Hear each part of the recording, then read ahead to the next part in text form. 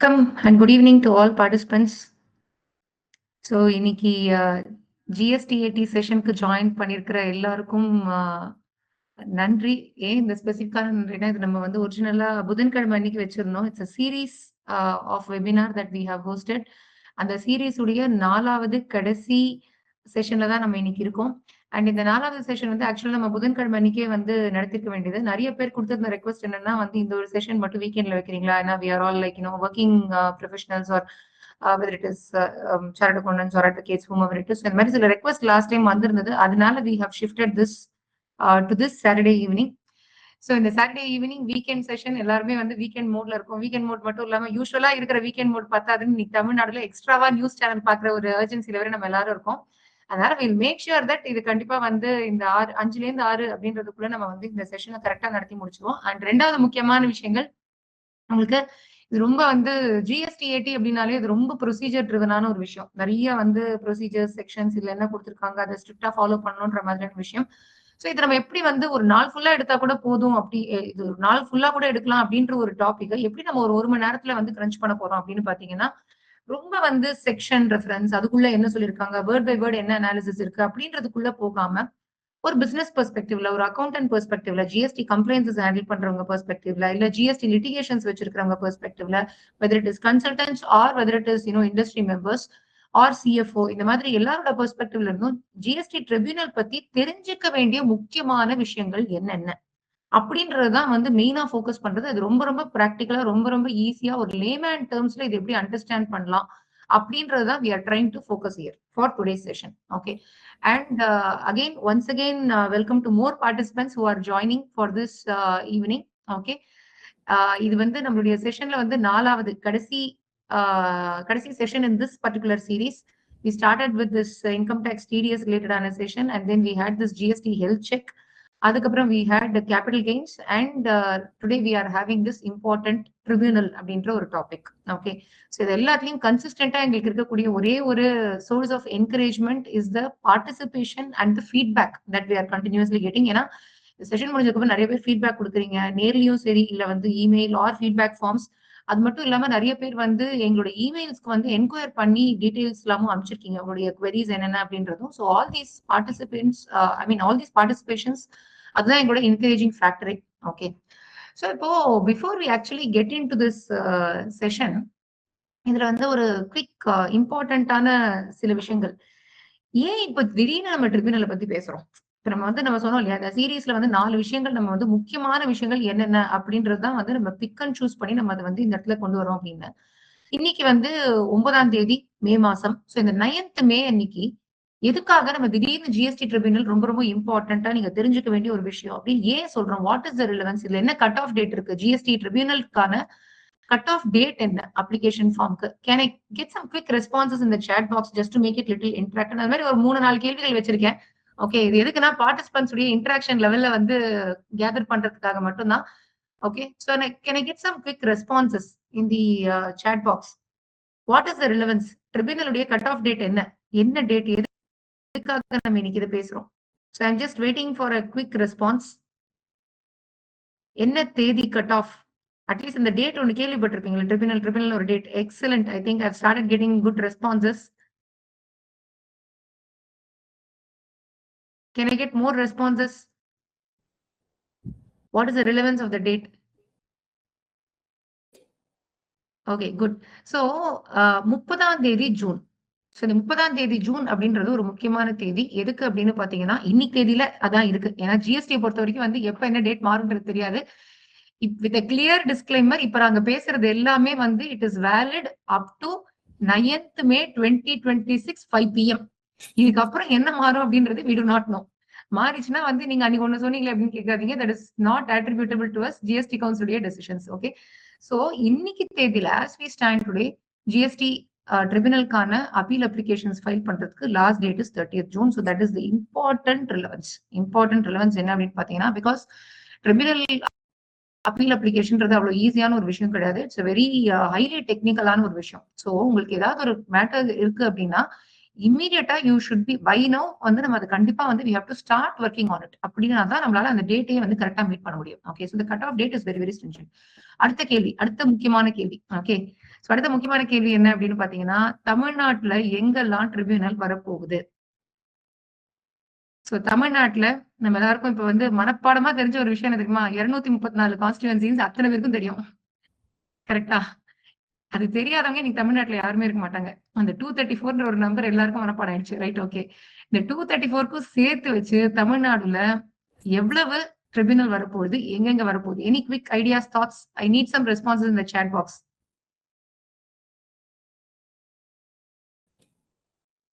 எந்தெந்த ஊர்ல எல்லாம் ட்ரிபியூனல் வரப்போகுது?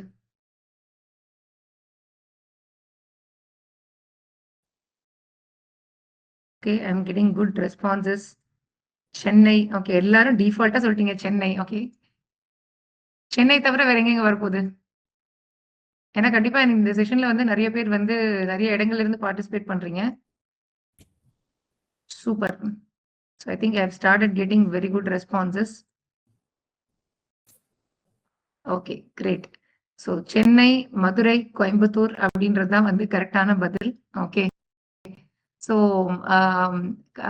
so before getting into anything further, so இது எல்லாமே எதுக்கு கேட்டேன்னா வந்து ஃபர்ஸ்ட் ஒரு 5 minutes normally we used to wait for the next I mean for more participants to come. Okay, so இந்த 5 minutes வேஸ்ட் பண்ணாம சில முக்கியமான சின்ன சின்ன விஷயங்களை கேட்கலாம் அப்படின்றதுக்காக தான் வந்து I just started with these questions. Okay, so now we'll formally start with this session. Okay, right now we are going to start with this GST Appellate Tribunal அப்படின்ற ஒரு முக்கியமான டாபிக் தான் we are going to discuss today. Okay, I have here with me Karthikeyan, none other than Karthikeyan. Most of you have joined with us for the previous webinars will know Karthikeyan. I don't need to introduce again. Okay, so last week கூட வந்து நம்ம capital gains இருந்தப்போ வந்து I got very good feedback and responses from many people for the way he has beautifully clarified a lot of aspects. So Karthikeyan, happy evening. Happy evening, ma'am. Happy evening. Happy evening, all everybody. Yes.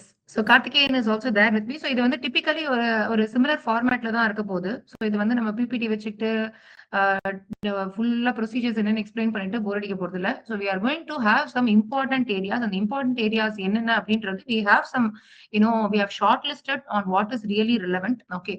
So அதை வந்து we will be taking turns. I will be addressing certain queries and Karthikeyan also will be addressing certain queries. We are trying to make it a little interactive session. Okay. So as I already pointed out, Tamil Nadu பொறுத்த வரைக்கும் வந்து முக்கியமா 3 இடங்கள்ல வருது. நிறைய பேர் பாண்டிச்சேரின்னு சொல்லியிருந்தீங்க. Pondicherry is not part of Tamil Nadu, but of course, as you rightly said, Pondicherry is also having another bench. So இதுல வந்து 3 அப்படின்னாலும் அதுல 1 வந்து it is going to be a circuit bench. Okay, so this is something very very important that we need to know. And சென்னையில எங்க வரப்போகுது? சென்னையில எந்த இடத்துல? ஏதாவது ஐடியா இருக்கா? சென்னை பெஞ்ச் ஃபார்ம் ஆயிடுச்சா? I just need again some responses in the chat box. Chennai bench form ஆயாச்சா? ஐ திங்க் ஒரு சில பேர் சேலம், திருச்சி எல்லாம் கொடுத்திருக்கீங்க. வந்தா நல்லதா இருக்கும். But as we stand today இல்ல, சேலம், திருச்சி எல்லாம் கிடையாது. சென்னை, கோயம்புத்தூர், மதுரை இந்த 3 இடம் தான். ஓகே, தமிழ்நாடு பொறுத்த வரைக்கும். And can I get some responses? எங்க வரப்போகுது? ராதர் வந்தாச்சு. டு பி ஹானஸ்ட், சென்னையில வந்து பெஞ்ச் ஃபார்ம் ஆயாச்சு. அந்த பெஞ்ச் வந்து எந்த இடத்துல ஆபரேட் பண்ண போறாங்கன்றது கூட கம்யூனிகேஷன் கொடுத்தாச்சு. எங்கன்னு சொல்ல முடியுமா?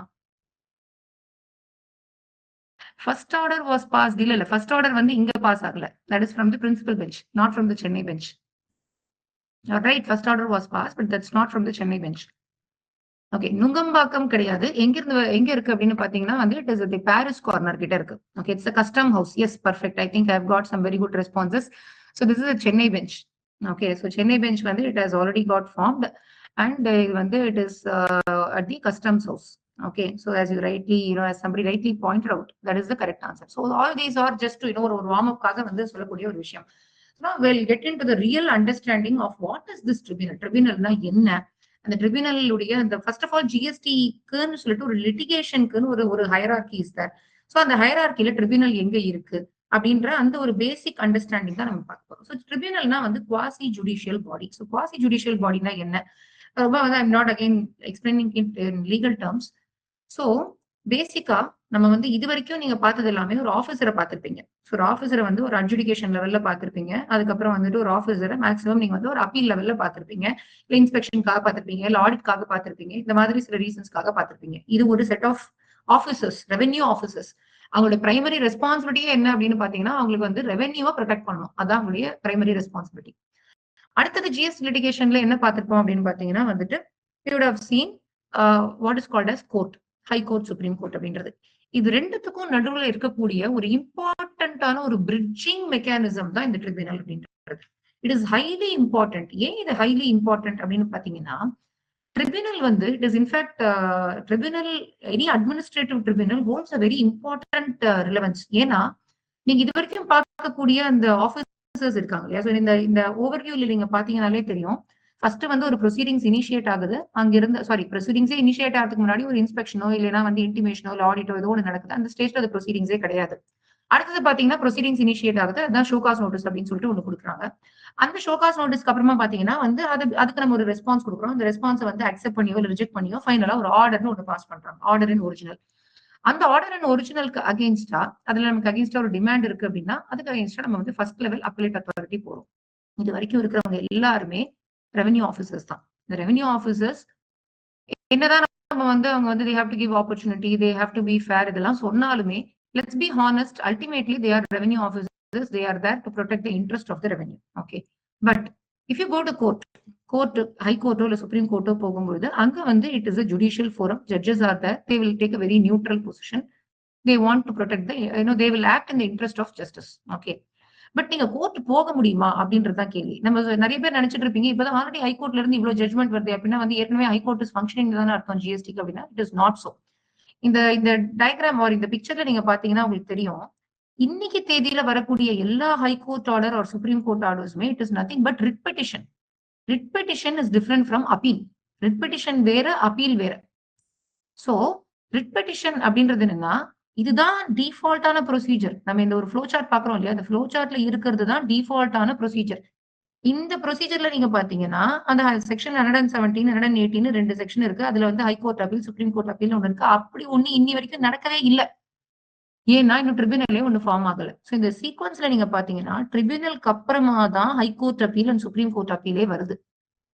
சோ அது வரைக்கும் ஹைகோர்ட் அப்பீலோ சுப்ரீம் கோர்ட் அப்பீலோ இல்ல, இன்னைக்கு தேதியில அப்பீலே ஒண்ணு நடக்கல. சோ மேக்சிமம் இன்னைக்கு தேதியில எல்லா டிஸ்பியூட்டுமே பாத்தீங்கன்னா ரெவென்யூ ஆபீசர், அதாவது ஃபர்ஸ்ட் அப்பலேட் அத்தாரிட்டியோட முடிஞ்சு போச்சு. அங்க இருக்கக்கூடிய DC, JC.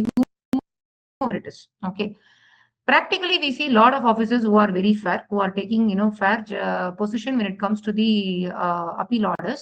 But ultimately is there an element of bias அப்படின்னா அது இருக்கதா செய்யும். Okay, when in doubt take a position which is in the side of revenue அப்படின்றது இருக்கும். ஓகே, சோ இப்போ உங்களுக்கு ஹைகோர்ட்கோ சுப்ரீம் கோர்ட்கோ போகக்கூடிய மேட்டர்ஸ் எல்லாமே ஒரு எக்ஸெப்ஷன் பேசிஸ்ல ஒரு principle of natural justice violation இல்லைன்னா வந்து கான்ஸ்டிடியூஷன் வேலிட்டி இந்த மாதிரி சில விஷயங்களுக்காக மட்டும்தான் ரிட் பெட்டிஷனுக்கு போயிருக்கும். மோஸ்ட்லி இந்த கேசஸ் எல்லாத்துலயுமே நீங்க எடுத்து பாத்தீங்கன்னா ஹெட்லைன்ஸ் படிக்காதீங்க. எந்த ஆர்டர் வேணாலும் அந்த ஹைகோர்ட் ஆர்டர் எடுத்து படிச்சு பாருங்க. கடைசியில என்ன பண்ணிருப்பாங்க அப்படின்னா ஒரு டைரக்ஷன் கொடுத்துட்டு அது திருப்பி ரிமாண்ட் தான் பண்ணிருப்பாங்க. மறுபடியும் அதே ஆஃபீஸர் கிட்டே போங்க அப்படின்னு சொல்லிருப்பாங்க. வெரி ஃபியூ எக்ஸெப்ஷனல் கேசஸ்ல அந்த ஆர்டரை வாஷ் பண்ணிருப்பாங்க. சப்போஸ் அது வந்து exceptional cases, I'm not getting into those details. But mostly பாத்தீங்கன்னா ரிமாண்ட் தான் இருக்கும். இந்த ட்ரிபியூனல்ல இருக்கக்கூடிய ஒரு இம்பார்ட்டன்டான எலிமெண்ட் என்ன அப்படின்னு பாத்தீங்கன்னா, ட்ரிபியூனல்ல இருக்கிறவங்களும் ஜட்ஜஸ் தான். And what is important is these are specialised forum. அதாவது அவங்க டே இன் டே அவுட் ஜிஎஸ்டி மேட்டர்ஸ் மட்டும் தான் பாக்குறாங்க. சோ இது வந்து ஒரு யூனிக்கான ஒரு பிளெண்ட்.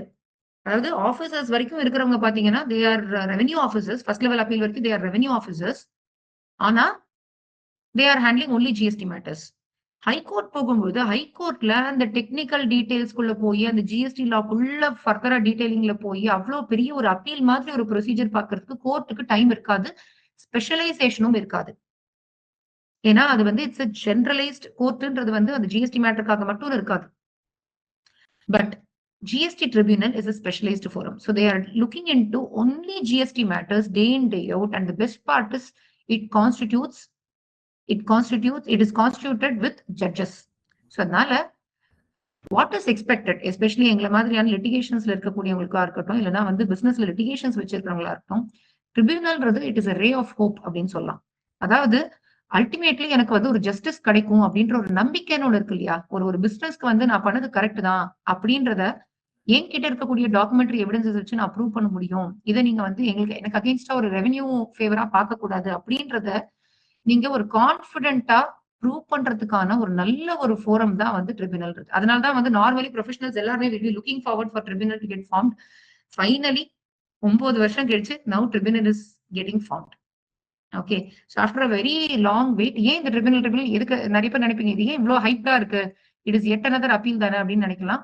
அதான் கோர்ட் இருக்கே அப்படின்லாம் கூட நீங்க நினைக்கலாம். But tribunal is like a very very creamy forum. ஏன் அது வந்து ஒரு ஸ்பெஷலான ஃபோரம் அப்படின்னு பாத்தீங்கன்னா ஜட்ஜஸ் இருக்காங்க. அட் த சேம் டைம் அந்த ஜட்ஜஸ் எக்ஸ்க்ளூசிவ்லி ஜிஎஸ்டி மேட்டர்ஸ் மட்டும் தான் பாக்குறாங்க. அதனால you can confidently say if you have a good case in hand. What is a good case in hand? அதெல்லாம் வந்து we'll discuss. Okay.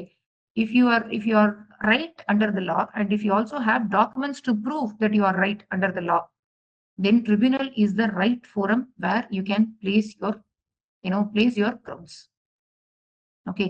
So அதனால tribunal is a very very ஒரு breakthrough அப்படின்னே சொல்லலாம் GST litigation பொறுத்த வரைக்கும். Okay. So with this, another important aspect which you should also remember. Okay, நிறைய பேர் நினைப்பீங்க சரி ஓகே எனக்கு தான் வந்து இதுல நீங்க சொன்ன ஹையரார்கில ஃபர்ஸ்ட் லெவல் அப்பீல்ல ஒத்துக்கிறேன். ரெவென்யூ ஆஃபீஸர்ஸ் தான் இருக்காங்க, டிபார்ட்மெண்ட் ஆஃபீஸர்ஸ் தான் இருக்காங்கனாலும் அல்டிமேட்லி எனக்கு ஒரு ஃபேவரபிளா டெசிஷனே வந்தாச்சு. எனக்கு நான் அப்பீல்ல வின் பண்ணி முடிச்சிட்டேன். அப்ப நான் ஜாலியா உட்காந்துக்கலாம்ல. எனக்கு எதுக்கு ட்ரிபியூனல்? ஐ மீன் அட்லீஸ்ட் எனக்கு தேவையில்ல ட்ரிபியூனல் பத்தி. எனக்கு இன்னைக்கு தேதியில ட்ரிபியூனல்ல கேஸே கிடையாது. ஆல்ரெடி எனக்கு ட்ரிபியூனல் மேட்டர்ஸ் எல்லாமே க்ளோஸ் ஆயிடுச்சு. அப்படின்னா எனக்கு எதுக்கு ட்ரிபியூனல் பத்தி நான் தெரிஞ்சுக்கணும் அப்படின்னா இம்பார்ட்டன்ட்லி ரிமெம்பர் அந்த அப்பீல் ப்ரொசீஜர்ல முக்கியமான விஷயமே ஃபர்ஸ்ட் அப்பலேட் அத்தாரிட்டியோட ஆர்டருக்கு அகெயின்ஸ்டா ட்ரிபியூனல்ல ஃபர்தர் அப்பீல் பண்றதுக்கு எந்த அளவுக்கு ஒரு டாக்ஸ் பேயருக்கு ரைட் இருக்கோ அந்த அளவுக்கு ரெவென்யூ ஆபீசருக்கும் ரைட் இருக்கு. அதாவது என்ன அர்த்தம் அப்படின்னா எனக்கு ஒரு ஃபேவரபிளான ஒரு ஆர்டர் வந்துருச்சு அப்படின்னா நான் வந்து சந்தோஷமா இருக்கலாம். ஆனா அது வந்து டாக்ஸ் டிபார்ட்மெண்ட்டுக்கு இட் இஸ் அகெயின்ஸ்ட். அப்போ department can also go for appeal against your first appellate authority's order. So please remember, உங்களுக்கு வந்து அப்பீல்ல நீங்க ஒரு கேஸ் முடிஞ்சிருச்சு அப்படின்னா don't think it is the end of it. Okay. But having said that, GST Council has also given some recommendation. Usually tribunalக்கு நாங்க minimum 20 லட்சம் இருந்தாலுடைய நாங்க வந்து ஒரு கேஸை நாங்க அப்பீலுக்கு எடுத்துட்டு போக மாட்டோம் அப்படின்னு சொல்லியிருக்காங்க. பட் அகைன் இது வந்து ஒரு ரெக்கமெண்டேட்டரி தானே தவிர அதுக்காக 20 lakhs கீழே இருந்தா எடுத்துட்டு போக கூடாதுன்னு ஒரு சட்டம் கிடையாது. It is only that they are trying to tell voluntarily 20 lakhs வரைக்கும் இருக்கிறது முடிஞ்ச வரைக்கும் we try not to take it up for tribunal appeal அப்படின்றது அவங்களுடைய ஒரு basic idea has been communicated. அப்படின்னா 20 lakhs மேல இருக்கிற எல்லா கேஸுமே ட்ரிபியூனல் போகுமா அப்படின்னா it is not so. But wherever commissioner ரிவ்யூல பார்க்கும்பொழுது இல்ல இந்த கேஸ் எல்லாம் வந்துட்டு இது வந்து கரெக்டா இருக்கிற மாதிரி தெரியல, இதுல வந்து டிபார்ட்மெண்ட்டுக்கு ஒரு ரெவென்யூ லீக்கேஜ் இருக்கிறதுக்கு பாசிபிலிட்டி இருக்கு, இதுல ஒரு ஆல்டர்னேட் பாசிபிலிட்டி இஸ் ஆல்சோ தேர் அப்படின்ற மாதிரி கேசஸ்ல the commissioner may also take up the matter for further appeal to the tribunal. Okay. So அதனால இது வந்து எனக்கு இன்னைக்கு தேதியில வந்து ட்ரிபியூனல் கேஸ் இல்ல அதனால இதை பத்தி தெரிஞ்சுக்க வேண்டாம் அப்படின்னு யாரும் இருக்கவே முடியாது. பிகாஸ் என்னைக்கு அந்த மாதிரி ஒரு கேஸ் உங்களுக்கு வரும்ன்றதே தெரியாது. நீங்க ஏற்கனவே வின் பண்ண மேட்டர்ல கூட திருப்பி it can be reopened by the department offices and the matter may also go to the tribunal. But having said that, 20 lakhs is the 20 lakhs is the monetary limit up to which normally cases don't go to tribunal. இது வந்து government சைட்ல இருந்து அவங்க communicate பண்ணிருக்காது. அதே மாதிரி high கோர்ட்டுக்கு 1 crore, supreme கோர்ட்டுக்கு 2 crores அப்படின்ற மாதிரியான limitations they have fixed. Okay. But they can also take up matters even if it is less than 20 lakhs because it's not a binding monetary limit. Okay. So these are some of the very, very, very, very fundamental aspects which we have to be aware of when it comes to tribunal. But again, I want to go back to one more important aspect. நான் ஏற்கனவே சொன்ன மாதிரி tribunal இவ்வளோ விஷயங்கள் சொல்றோம் இல்லையா? அப்ப tribunal உடைய யூனிக்னஸ் என்ன? What is so unique about tribunal compared to the other forums? இது மட்டும் தானா அப்படின்னா இது மட்டும் இல்ல. There are lot more aspects. There are lot more aspects, but இந்த lot more எல்லாத்தையும் நம்ம கவர் பண்றதுக்கு we may not have time. But Karthikeyan, I want to ask you, I want to pass it on to you at this stage and ask you, what do you think are the important top few unique aspects about tribunal which businesses should know, accountants should know, and GST practitioners should know? Yes, sure. So what will happen is just now ஒரு எக்ஸாம்பிளோட இதை கொடுக்கலாம் அப்படிங்கிறத பாக்குறேன். இப்ப ஜென்ரலா வந்து ஒரு அப்பாவுக்கும் பையனுக்கும் சண்டை வந்து அந்த சண்டைக்கு தீர்ப்பு சொல்றது அப்பாவே இருந்தாரு அப்படின்னா அதுல வந்து ஜஸ்டிஸ் இருக்கு அப்படிங்கறத நம்ம சொல்ல முடியாது. So that is one major aspect when it comes to GST litigation. நீங்க முன்னாடி சொல்லியிருந்த மாதிரி ஃபர்ஸ்ட் அட்ஜுடிகேஷன் அத்தாரிட்டியோ ஆர் ஃபர்ஸ்ட் அப்பலேட் அத்தாரிட்டியோ ஜென்ரலா அவங்க டிபார்ட்மெண்ட்டே ரெவன்யூ டிபார்ட்மெண்ட் தான். அவங்க மேஜராகவே அவங்களோட ஒர்க்கே வந்து ரெவன்யூவை செக்யூர் பண்றது தான். அவங்க நமக்கு எவ்வளவு தூரம் ஜஸ்டிஸ் கொடுப்பாங்க அப்படிங்கிற அந்த ஒரு கொஸ்டின் நமக்கு எப்பவுமே இருக்கும். பட் இதே வந்து நீங்க இதுக்கு போறீங்க அப்படின்னா, ட்ரைபியூனலுக்கு போறீங்கன்னா, ஜென்ரலா இப்போ ட்ரைபியூனல் வந்து 2 பெஞ்ச் இருக்கு. ஸ்டேட் பெஞ்சஸ் எல்லாமே இருக்கு, பிரின்சிபல் பெஞ்ச் இருக்கு. பிரின்சிபல் பெஞ்ச் வந்து டெல்லியில இருக்கு. ஸ்டேட் பெஞ்ச் எல்லாமே வந்து it is in the various states. நம்ம தமிழ்நாடுல 3 பெஞ்ச் இருக்கு ஸ்டேட் பெஞ்சஸ் சொல்லிட்டு. சோ இப்ப அதுல பாத்தீங்கன்னா அவங்களோட காம்போசிஷன் டில் நவ் வந்து ஒரே ஒரு பர்சன் தான் இருப்பாங்க. ஃபர்ஸ்ட் அப்பீலேட் அத்தாரிட்டி ஒருத்தர் தான். அவங்க கூட maybe in certain cases departmental representative, அதுவும் ஸ்டேட்ல மட்டும் இருக்காங்க. சென்டர்ல மெஜாரிட்டி ஆஃப் தி கேசஸ்ல டிபார்ட்மெண்டல் ரெப்ரஸன்டேட்டிவ் கூட இல்ல. That is just like an adjudication procedure அப்படிங்கிற மாதிரி தான் இருக்கு. But when you are going to go to the tribunal, உங்களுக்கு என்ன ஆகும்னா ஒரு மெம்பர் மட்டும் தான் இருப்பாங்க அப்படிங்கறத சொல்ல முடியாது. இன்ஃபேக்ட் கான்ஸ்டிடியூஷனே நீங்க பாத்தீங்கன்னா 4 பேர் இருக்கலாம். சோ பிரின்சிபல் பெஞ்ச்ல வந்து பிரசிடென்ட், ஒரு ஜுடிஷியல் மெம்பர், 2 டெக்னிக்கல் மெம்பர். அந்த டெக்னிக்கல் மெம்பர்லயும் ஒருத்தர் சென்டர், ஒருத்தர் ஸ்டேட். அதே ஸ்டேட் பெஞ்ச்ல வந்தீங்கன்னா 2 ஜுடிஷியல் மெம்பர், ஒரு டெக்னிக்கல் மெம்பர் ஃப்ரம் சென்டர், ஒரு டெக்னிக்கல் மெம்பர்ஸ் ஃப்ரம் ஸ்டேட். இது ஓகே. அவங்களுடைய இதுன்னு ஒண்ணு இருக்கு இல்லையா, calibre of understanding things, why they will be so unbiased அப்படின்றது இருக்கு இல்லையா. அது ஏன் அப்படின்னு பாத்தீங்கன்னா, பிரசிடென்ட் வந்து ஒன்னு சுப்ரீம் கோர்ட்டோட ஜட்ஜா இருக்கணும், இல்லைன்னா வந்து ஹைகோர்ட்டோடைய சீஃப் ஜஸ்டிஸா ரிட்டையர் ஆயிருந்தவரா இருக்கணும். For them to hold the position of president in the GSTAT. அதே இப்ப ஜுடிஷியல் மெம்பருக்குன்னு வரும்போது மினிமம் ஒரு ஹைகோர்ட் ஜட்ஜ் இருக்கணும், இல்லைன்னா வந்து அதர் ஜட்ஜஸ்னா வந்து மினிமம் 10 years ஆஃப் எக்ஸ்பீரியன்ஸ் இருக்கணும். அதே மாதிரி இப்ப டெக்னிக்கல் மெம்பர் சென்டர்ல பாத்தீங்கன்னா உங்க IRS officer in customs or ஜிஎஸ்டில இருக்கணும். 25 years ஆஃப் எக்ஸ்பீரியன்ஸ், அதுல 3 years வந்து they should have the experience in subject matter. அதே ஸ்டேட்டுக்குன்னு பாத்தீங்கன்னா அதேதான். ஸோ அடிஷனல் கமிஷனர் ஆர் அபவ்ல இருக்கணும். And 25 years of experience, 3 years in the subject matter. In certain cases states have that power to condone it, but ஜென்ரலா பண்ண மாட்டாங்க. அதுல ஒரு கண்டிஷனோட இருக்கு. அந்த இந்த கண்டிஷனை சாட்டிஸ்ஃபை பண்ற எந்த ஆஃபீஸருமே இருக்கக்கூடாது, அப்பதான் நீங்க இதை கண்டோன் பண்ணலாம் அப்படின்னு சொல்லிட்டு இருக்கும். சோ இந்த காம்போசிஷனே நீங்க பாத்தீங்கன்னா இவங்க எல்லாருமே ஹை லெவல் சப்ஜெக்ட் எக்ஸ்பர்ட்ஸா இருப்பாங்க. as has been rightly pointed out by you கொஞ்ச நேரத்துக்கு முன்னாடி, இது வந்து ரொம்ப ஒரு ஃபோக்கஸ்டு ஃபோரம். இங்க போயிட்டு நீங்க ஜிஎஸ்டி இதை பத்தி மட்டுமே பேசலாம். அண்ட் அவங்களும் டே இன் டே அவுட் இதுக்குள்ளேயே அப்படியே ஊறி போயிருக்காங்க. அப்படிங்கிறதுனால நம்ம ஈஸியா அவங்களை கம்யூனிகேட் பண்ணி புரிய வச்சிட முடியும். சும்மா கொஞ்சம் டீவியேட் ஆகி வரணும் அப்படின்னா we will have very bitter experience before officers not accepting high court judgments, PNJ violation. இதெல்லாம் நம்ம ஃபர்ஸ்ட் அப்பீல்ல என்னதான் சொன்னாலுமே கூட அதை வந்து அவங்க அக்ரி பண்ண மாட்டாங்க மெஜாரிட்டி ஆஃப் த கேசஸ்ல. பிரைமர்லி பிகாஸ் இல்ல இது வேண்டாம், நீங்க வெறும் ஃபேக்ட்ஸ்ல மட்டும் ஆர்கியூ பண்ணுங்க, மெரிட்ஸ்ல மட்டும் ஆர்கியூ பண்ணுங்க அப்படிங்கிற ஒரு போக்கு எப்பவுமே நம்ம ஆஃபீஸர்ஸ் கிட்ட பார்த்திருப்போம். ட்ரைபியூனல்ல சின்ஸ் அந்த மெம்பர்ஸே வந்து ஒரு ஜுடிஷியரியில இருந்து வர்றதுனால அந்த ஒரு பயஸ்னஸ் இருக்காது. சோ சட்டத்தை சட்டமா பார்த்து அதை பேஸ் பண்ணி ஒரு ஆன்சர் கொடுப்பாங்க அப்படிங்கறத நம்ம எதிர்பார்க்கலாம். இதுதான் ஃபர்ஸ்ட் சேஞ்ச். செகண்ட் வந்து என்னன்னா, இது வந்து it is similar to a court but it is not a court. So இவங்க வந்து ஒரு கோர்ட் என்னென்னலாம் பண்ண முடியுமோ அவங்க எல்லாமே பண்ணலாம். பட் ஆனா வந்து ஆக்சுவலா இவங்க வந்து ஒரு கோர்ட்டா அப்படின்னா இல்ல. அது ஏன் இல்லைன்னா இவங்க வெறும் ஜிஎஸ்டில இருக்கிறத மட்டும்தான் பார்க்க முடியும். அதர் தேன் ஜிஎஸ்டில இவங்க எதையுமே they cannot decide. அதுல இருந்து உங்களுக்கு ஃபர்ஸ்ட் ஒரு ஆஸ்பெக்ட் வரும். ஸோ இப்போ நம்ம அந்த 16(2)C எக்ஸாம்பிள்லாம் நீங்க பாத்தீங்கன்னா 16(2)CA கான்ஸ்டிடியூஷனலி வேலிடா, இந்த செக்ஷனே கரெக்டா அப்படின்னு நம்ம நிறைய ஒரு கொஸ்டின்ஸ் பார்த்திருப்போம். whether this section is constitutionally valid. Even நம்ம இன்கம் டாக்ஸ்ல கூட அது நிறைய பார்த்திருப்போம். ஜிஎஸ்டில வரும்போதுமே வந்து அந்த இன்டர்மீடியரி சர்வீசஸ்க்கு வந்து இது கான்ஸ்டிடியூஷனலி வேலிடா, இல்ல 2 பேருமே வந்து அவங்க டிஃபரெண்ட் பீப்புள்ன்றதுனால is the act differentiating two people, right of equality இருக்கா, இன்டெலிஜிபிள் டிஃபரன்ஷியா, இந்த மாதிரி நிறைய things will be there. But ட்ரைபியூனல்ல போயிட்டு நீங்க இதை எதையுமே பேச முடியாது. ஏன் அப்படின்னா constitutionally provision cannot be challenged before a tribunal. GST tribunal ஜிஸ்டாட்ன்றது it is constituted under the GST law. Under the GST law constitute ஆனதுனால அதுல இருக்க ஒரு ப்ரொவிஷன் கரெக்டா தப்பான்னு அவங்க சொல்ல முடியாது. ஆனா ப்ரொவிஷனை இன்டர்பிரட் பண்றதுக்கு அவங்களுக்கு ரைட்ஸ் இருக்கு. கரெக்டா தப்பான்னு மட்டும் தான் சொல்ல முடியாது. But they can apply that provision, say இந்த ப்ரொவிஷன் இப்படிதான் படிக்கணும், இதை இப்படி படிச்சு இப்படிதான் இதுக்கு மீனிங் எடுத்துக்கணும் அப்படிங்கறத ட்ரிபியூனலால சொல்ல முடியும். ஆனா இந்த ப்ரொவிஷனே கரெக்டா தப்பா அப்படிங்கறத சொல்ற பவர்ஸ் மட்டும் it is not there with the tribunal. That is number 1.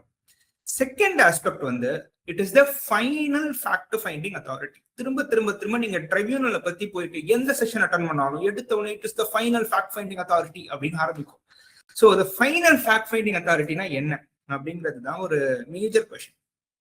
Final fact finding authority அப்படின்னா என்னன்னா, இவங்க என்ன ஃபேக்டை ஃபைனலைஸ் பண்றாங்களோ அதுதான் ஃபேக்ட், அதுக்கு மேல ஃபேக்ட் இல்லை. I'll give you one example. எல்லாருக்குமே நல்லா தெரிஞ்ச ஒரு இஷ்யூ, டே இன் டே அவுட் பார்த்த இஷ்யூனா 2A 3B. ஒரு இன்வாய்ஸ் இருக்கு which is provided by ABC Limited. There is another invoice which is provided by ABC Private Limited அப்படின்னு வச்சுப்போம். டிபார்ட்மெண்டோட கன்டென்ஷன் என்னன்னா, இந்த ரெண்டுமே 2Bல இல்ல அப்படிங்கிறது தான் அவங்களோட contention. 2A or 2B whatever it is, அதுல இல்ல அப்படிங்கிறது டிபார்ட்மெண்டோட கன்டென்ஷன். பட் நம்ம என்ன சொல்றோம்னா, இல்ல அந்த கம்பெனி தான் பேர் மாறிடுச்சு, ஏபிசி வந்து பிபிசி லிமிடெட், பிபிசி பிரைவேட் லிமிடெட்னு பேர் மாறிடுச்சு, அதனால அது ஆக்சுவலி அங்க இருக்கு பாருங்க அப்படின்னு நம்ம சொல்றோம். பட் அவங்க இல்ல அதெல்லாம் இல்லவே இல்லை, நகி கிரெடிட் நகி அப்படின்னு சொல்லிட்டு முடிச்சிடுறாங்க அப்படின்னா, so then will have a problem. ஏன்னா இது ஃபர்ஸ்ட் ஜூரிஸ்டிக்ஷனல் ஆஃபீஸர்கிட்ட சொல்லியிருப்போம், அக்ரி பண்ணல. ஃபர்ஸ்ட் அப்ளேட் ஆஃபீஸர் கிட்ட சொன்னோம், அக்ரி பண்ணல. இப்ப ட்ரைபியூனல் போய் இதே சொல்லிட்டு ட்ரைபியூனல் வந்து ஆமா இந்த இன்வாய்ஸ் இருக்கு அப்படின்றத இங்க முடிச்சிட்டாங்க அப்படின்னா, அதுக்கப்புறமா வந்து இப்ப நீங்க ஹைகோர்ட்டுக்கே போனாலுமே அந்த இன்வாய்ஸ் இருக்கா அந்த இன்வாய்ஸ் இல்லையா அப்படிங்கறத ஹைகோர்ட் டிசைடே பண்ணாது.